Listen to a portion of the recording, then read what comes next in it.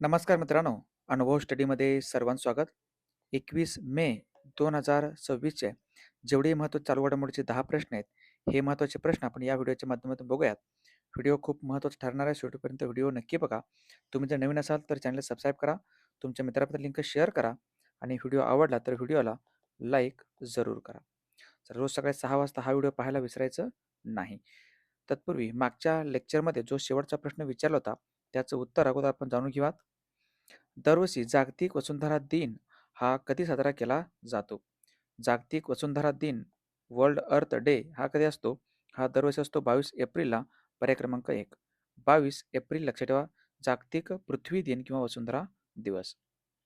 चला आजचा अत्यंत महत्त्वाचा पहिला प्रश्न जो तुमच्या समोर आहे.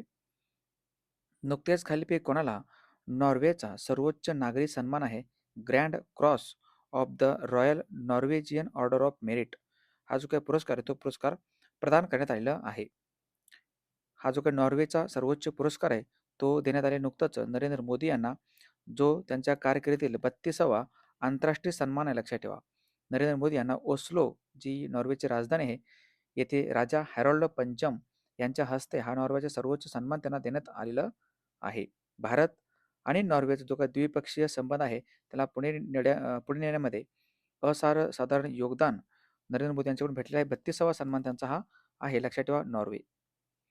आणि ओस्लो जे आहे या ठिकाणी नॉर्वेचं राजधानी ओस्लो या ठिकाणी शांततेचा जो काही नोबेल पुरस्कार आहे तो नोबेल पुरस्कार देखील वितरण केला जात असतो.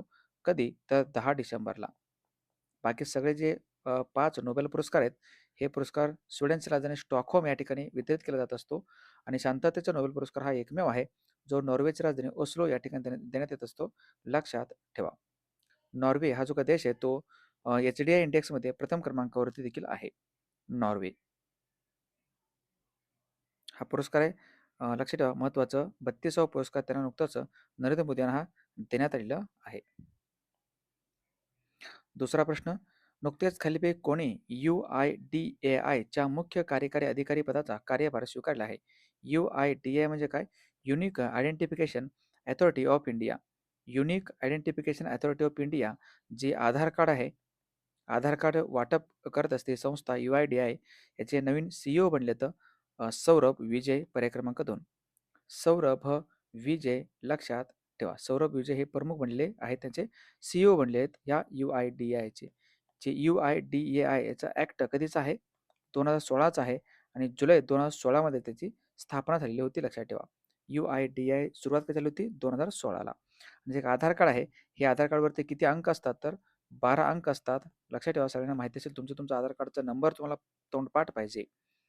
ओके, 12 अंक असतात ह्या आधार कार्डमध्ये.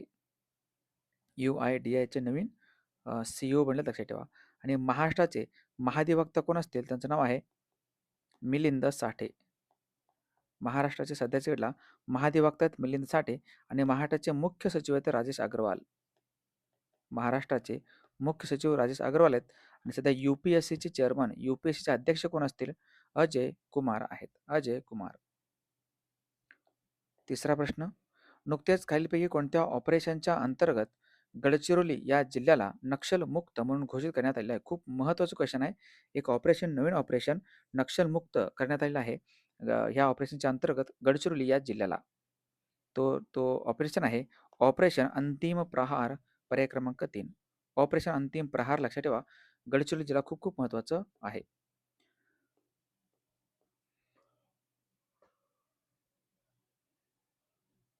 आपल्या महाराष्ट्रामध्ये तो गडचिरोली जिल्हा आणि गडचिरोली चंद्रपूर हे जे काही 2 जिल्हे होते हे नक्षलवादी ग्रस्त होते. लक्षात ठेवा, ते आता मुक्त म्हणून घोषित करण्यात आलेलं आहे गडचिरोली जिल्ह्याला.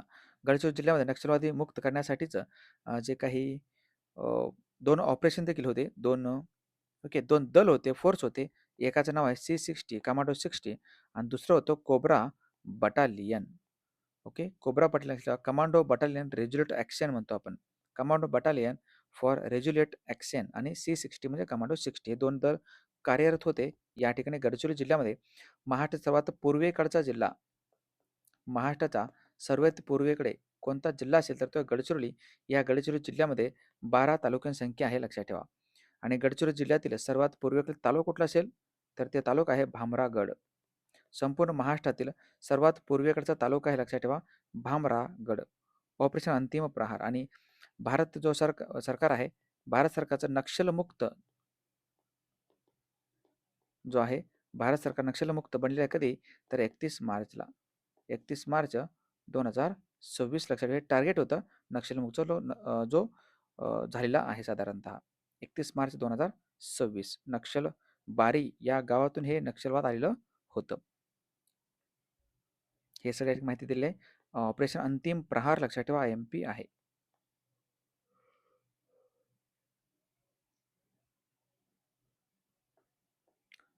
चौथा प्रश्न, नुकतेच खालीलपैकी कोणत्या राज्यात भारतातील पहिल्या AI सक्षम डिजिटल बँकिंग शाखेचे उद्घाटन नुकतंच करण्यात आलेलं आहे? या ठिकाणी जे कॅशलेस आहेत व्यवहार, हे AIच्या माध्यमातून होऊन जाईल. ओके, ज्याला आपण डिजिटल बँक असं म्हटलं आहे. आणि हे करण्यात आले उद्घाटन त्याचं आसाम राज्यामध्ये, पर्याय क्रमांक 4.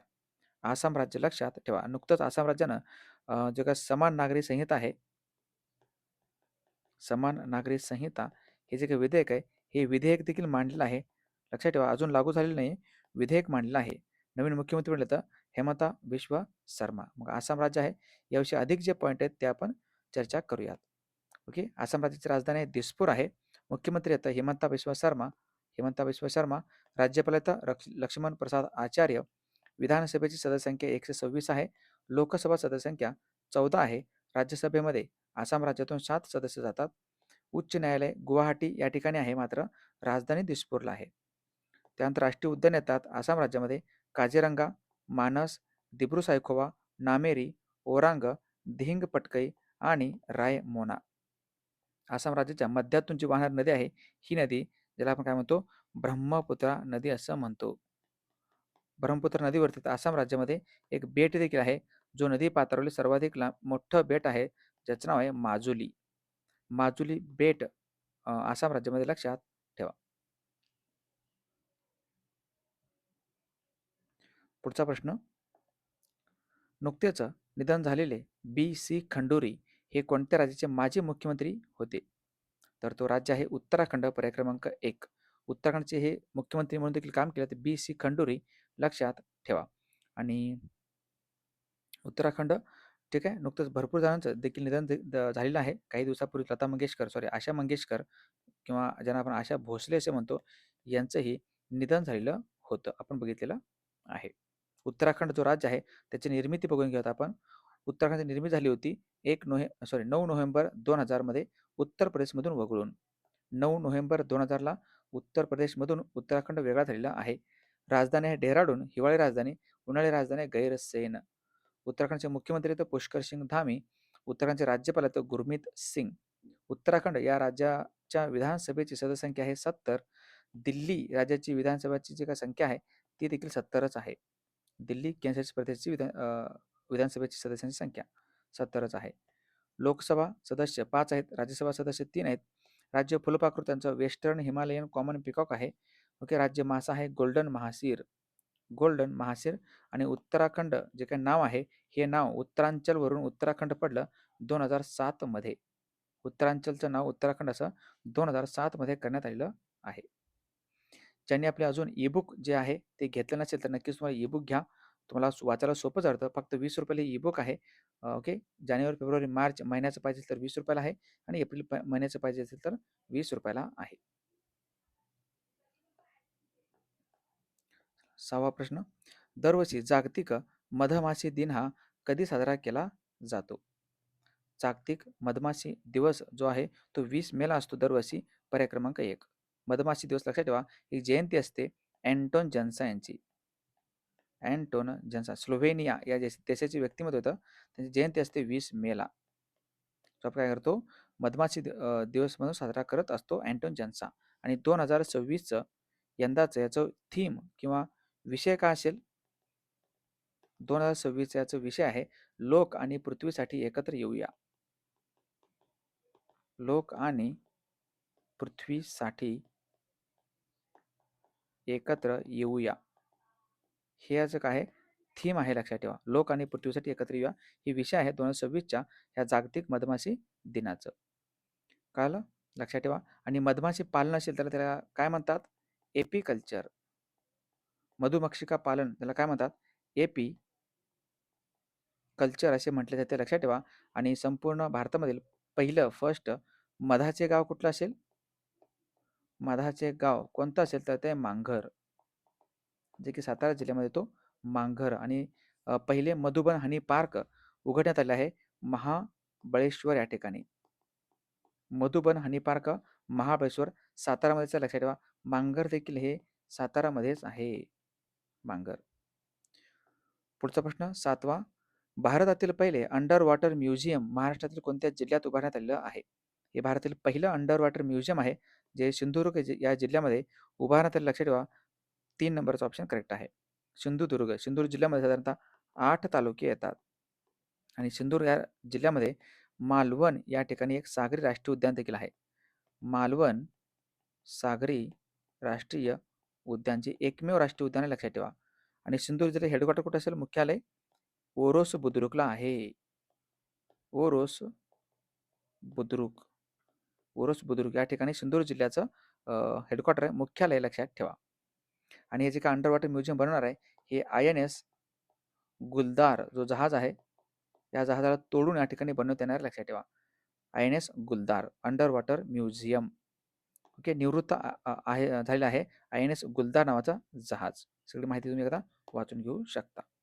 सिंधुदुर्ग जिल्हा खूप खूप महत्त्वाचा आहे, जो महाराष्ट्रातील पहिला फर्स्ट पर्यटन जिल्हा देखील होता सिंधुदुर्ग. 8वा प्रश्न. नुकतेच भारतीय हवाई दलात प्रतिष्ठित कॅट ए क्वालिफाईड फ्लाइंग इन्स्ट्रक्टर जे काय आहे QFI रेटिंग मिळवणाऱ्या पहिल्या महिला अधिकारी ह्या कोण बनलेल्या आहेत? ओके, पहिल्या महिला अधिकारी बनले तर या ठिकाणापर्यंत पोहोचणाऱ्या, ओके, त्यांचं नाव आहे सानिया. पर्याय क्रमांक 2 सानिया, लक्षात ठेवा. ओके, आत्तापर्यंतचा जो काही भारतीय हवाई दल आहे किंवा इंडियन एअरफोर्स आहे थोडक्यात, ज्याची स्थापना दिवस असतो 8 ऑक्टोबरला. भारतीय वायुसेना दिवस असतो 8 ऑक्टोबर, लक्षात ठेवा. आणि air chief marshal Amarpreet Singh जे आहेत हे भारतीय हवाई दलाचे प्रमुख असतात. त्याच्या घडीला air chief marshal Amarpreet Singh Indian एअरफोर्सचे प्रमुख आहेत. कॅट ए मानांकन हे लष्करी उड्डाण प्रशिक्षकाला मिळवता येणारे सर्वात प्रतिष्ठित आणि सर्वोच्च स्तराचे हे मानांकन देखील आहे, लक्षात ठेवा. पुढचा 9वा प्रश्न. नुकतेच खालीलपैकी कोणत्या देशात तिसरी भारत नॉर्डिक शिखर परिषद 2026 चे आयोजन करण्यात आलेले आहे? ही नुकतंच 19 मे रोजी पार पडली. भारत आणि नॉर्डिक देश यांच्यामध्ये दरम्यानची ही परिषद आहे. हे पार पडले आहे नॉर्वेमध्ये. नॉर्वेची राजधानी ओस्लो या ठिकाणी. नॉर्वेची राजधानी ओस्लो या ठिकाणी पार पडलेला आहे, लक्षात ठेवा. 19 मे रोजी तिसरी भारत नॉर्डिक शिखर परिषद आहे. मग जेवढे पण नॉर्डिक देश आहेत, 5 मुख्यतः नॉर्डिक देश कुठले कुठले असतील? एक आहे डेन्मार्क, ओके, एक आहे डेन्मार्क, त्यानंतर आहे फिनलँड, त्यानंतर आहे स्वीडन, त्यानंतर आहे नॉर्वे, ओके, त्यानंतर आहे डेन्मार्क, फिनलँड, आईसलँड, ओके, एक आहे आईसलँड. हे मुख्यतः 5 काय तर नॉर्डिक देश आहेत, लक्षात ठेवा. अजून रिपीट करतो. Denmark, Norway, Sweden, Finland and Iceland हे मुख्यतः नॉर्डिक कंट्री म्हणतो आपण, लक्षात ठेवा. आईसलँडची राजधानी आहे रिक्जाविक, डेन्मार्कची राजधानी आहे कोपनहेगन, नॉर्वेची राजधानी ओस्लो आहे, स्वीडनची राजधानी स्टॉकहोम आहे आणि फिनलँडची राजधानी आहे हेलसिंकी, लक्षात ठेवा. नॉर्वेच्या अंतर्गतच हे 2 ठिकाणं पण येतात, परंतु मुख्य 5 देश आहेत. मग नुकतंच काही दिवसापूर्वी जे काही घडलेले किंवा पार पडले जे परिषद आहेत, त्यांच्यावरती एकदा आपण काय करूयात, चर्चा करूयात. ब्रिक्स परिषद जी आहे, ब्रिक्स परिषद 2025चं पार पडलं ब्राझीलमध्ये, 2026चं भारतामध्ये चालू आहे. G20 परिषद 2025 पार पडलं आफ्रिकामध्ये, दक्षिण आफ्रिकामध्ये, आणि 2026चं पार पडणार आहे अमेरिकेमध्ये G20 परिषद. G7 परिषद जी आहे ही G7 परिषद 2025ची पार पडली कॅनडामध्ये, 2026चं होणार आहे फ्रान्समध्ये. AI परिषद 2026 भारतामध्ये, 2027 जे आहे ते स्वित्झर्लंडमध्ये. आसियान परिषद 2025 पार पडलं मलेशियामध्ये. COP30 जो परिषद आहे तो पार पडले बेलेममध्ये, बेलेम ब्राझीलमध्ये 2025ला. बिमस्टेक परिषद 2025 पार पडणार आहे, पार पडलेलं आहे, थोडक्यात हे झालेलं आहे थायलंडमध्ये. SCO परिषद 2025चं तियानजिन चीनमध्ये पार पडलं आणि 2026 होणार आहे बिश्केक किर्गिस्तान या ठिकाणी. पुढचा अंतिम 10वा प्रश्न. दरवर्षी राष्ट्रीय दहशतवाद विरोधी दिन हा कधी साजरा केला जातो? हा दिवस असतो 21 मेला, पर्याय क्रमांक 4. 21 मेला लक्षात ठेवा, कारण 21 मेलाच राजीव गांधी यांची हत्या झाली होती. राजीव गांधी यांची हत्या झाली श्री पेरंबदूर या ठिकाणी, तामिळनाडू या राज्यामध्ये. कोणी हत्या केली यांची? लिट्टे. लिबरेशन तमिळ इलम, लिबरेशन ऑफ टायगर तमिळ इलम असं म्हणतो आपण, LTTE यांनी हत्या केलेली होती राजीव गांधी यांचं. कधी? 1991 मध्ये हत्या झाली यांची. मग जेवढे पण दिवस आहेत, एक महत्त्वाचे दिवस थोडक्यात त्यांच्यावरती एकदा आपण काय करूयात, नजर टाकूयात. 1 मेला असतो जागतिक कामगार दिन किंवा महाराष्ट्र दिन. 2 मेला असतो जागतिक ट्युना दिवस. 3 मेला आहे जागतिक वृत्तपत्र स्वातंत्र्य दिन किंवा आंतरराष्ट्रीय बिबट्या दिवस. 4 मेला आहे आंतरराष्ट्रीय अग्निशामक दिन. 5 मेला पोर्तुगीज भाषा दिवस असतो. 7 मेला आहे जागतिक ॲथलेटिक्स दिवस. 8 मेला जागतिक रेडक्रॉस दिन किंवा जागतिक थॅलेसेमिया दिवस आहे. 11 मेला आहे राष्ट्रीय तंत्रज्ञान दिन. 12 मेला आंतरराष्ट्रीय नर्स दिवस. 14 मेला छत्रपती संभाजी महाराजांची जयंती. 15 मेला आहे आंतरराष्ट्रीय कुटुंब दिन. 16 मेला राष्ट्रीय डेंग्यू दिवस आहोत. 17 मेला जागतिक उच्च रक्तदाब दिन. 18 मेला जागतिक एड्स लसीकरण दिवस किंवा जागतिक संग्रहालय दिन. 20 मेला असतो जागतिक मधमाशी दिवस. हे होते अत्यंत महत्त्वाचे प्रश्न. तर हे काय अनाउन्समेंट करतो, जे काही पोलीस भरतीची नवीन बॅच साधारणतः सोलापूरमध्ये सुरू होते, ग्राउंड आणि लेखी या दोन्हीची पण तयारी अगदी छान पद्धतीनं करून घेतलं जाईल व्यवस्थित टीमकडून. ओके. आणि ही जी काही बॅच सुरू होणार आहे ती 11 जूनला एक नवीन बॅच सुरू होते, कारण ऑलरेडी एक 2 एप्रिलची जी बॅच आहे ती चालूच आहे. ठीक आहे. 2 एप्रिलला सुरू झालेली बॅच आहे, ज्याला तुम्ही ॲडमिशन घेऊ शकता. परंतु जी नवीन बॅच आहे 11 जून रोजी सुरू होईल. ओके. जी पोलीस भरती संपूर्ण बॅच आहे अगदी बेसिकपासून इतिहास, भूगोल, विज्ञान सगळं राहील GK मध्ये. ओके. तुम्हाला GK, मराठी व्याकरण, गणित, ओके, आणि बुद्धिमत्ता हे चारही विषय अगदी शून्यापासून प्लस याच्यामध्ये तुम्हाला ग्राउंड पण आलं.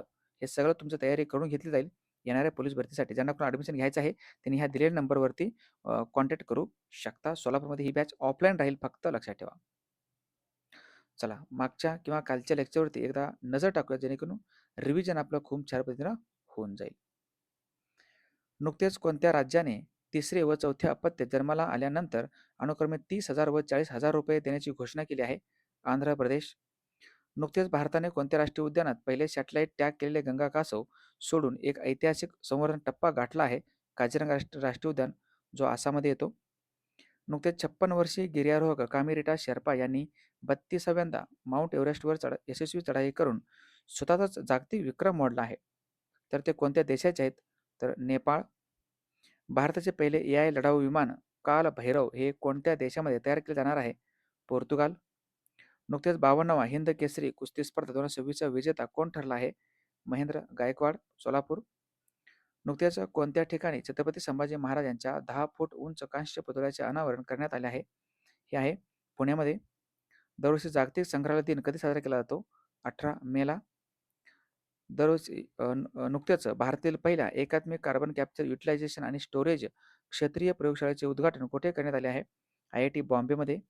भारतातील पहिले हायड्रोजनवर चालणारी शटल बस सेवा कुठे सुरू करण्यात आली आहे? हे आहे नवी दिल्ली या ठिकाणी. आणि ताश्कंद येथे पार पडलेल्या आशियाई बॉक्सिंग अंडर-15 आणि अंडर-17 चॅम्पियनशिप 2026चे भारताने एकूण किती पदके जिंकली आहेत त्याच्यामध्ये? तर ते 27 पदके भारताने जिंकलं आहेत. हे होते अत्यंत महत्त्वाचे प्रश्न. चला या प्रश्नाचं उत्तर सर्वांनी जाता आता कमेंट बॉक्समध्ये द्यायचं आहे. नुकतेच तयार करण्यात आलेले भारताचे पहिले स्वदेशी बनावटीचे लष्करी वाहतूक विमानाचे नाव काय आहे? ऑप्शन तुमच्या समोर, उत्तर तुम्हाला काय करायचं द्यायचं आहे. ज्यांनी कोणी अजून आपला जो ॲप्लिकेशन आहे, ॲप आहे, इन्स्टॉल केलं असेल तर नक्कीच ॲप्लिकेशन इन्स्टॉल करून ठेवा. त्या ठिकाणी तुम्हाला कोर्सेस वगैरे आहेत ते तुम्ही बघून घेऊ शकता. अनुभव स्टुडिओचा जो टेलिग्राम चॅनल आहे, या टेलिग्राम चॅनल देखील तुम्ही जॉईन करू शकता. इंस्टाग्राम त्याला पण नक्कीच तुम्ही फॉलो करा. चला इथं शेवटपर्यंत व्हिडिओ बघितल्याबद्दल धन्यवाद. जाता जाता शेअर करा व्हिडिओला, लाईक करा आणि तुमच्या मित्रापर्यंत नक्कीच पोहोचवा, कारण रोज सकाळी तुमच्यासहित तेही देखील व्हिडिओ बघतील आणि पास होतील. ओके. आणि सबस्क्राईब केलं नसेल तर चॅनल एकदा जरूर सबस्क्राईब करून जावा. थांबत येतो आपण भेटत नेक्स्ट लेक्चरमध्ये. तोपर्यंत पाहत राहा अनुभव स्टडी. थँक्यू. जय हिंद.